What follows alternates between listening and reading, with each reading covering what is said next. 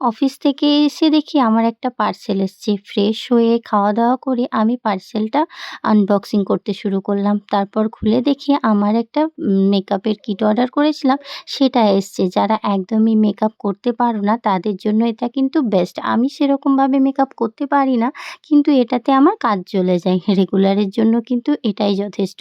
তো যাই হোক, এখানে দেখি মা ডাল পিঠা তার সঙ্গে তিল পিঠা বানাচ্ছে। তোমাদের দিকে কি বলে অবশ্যই জানিও। ভাপা পিঠে যাই হোক এগুলো হয়তো বলে। তো এখানে তেল দিয়ে ভেজে নিচ্ছিল বৌদি, আর একদিকে মানে সেঁকে নিচ্ছিল।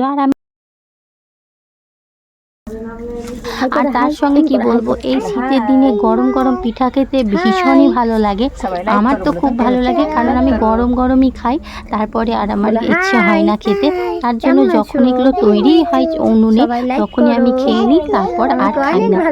আমার অনেক ভিডিওতে আপনারা এই বাচ্চাগুলোকে দেখেন, দিয়ে জিজ্ঞাসা করেন এই বাচ্চাগুলো কার। তো আমার দাদার এবং আমার দিদিদের এগুলো বাচ্চা। তো তোমাদের কেমন লাগে ডাল পিঠা তার সঙ্গে তিল পিঠা খেতে, ভাপা পিঠে আর কি।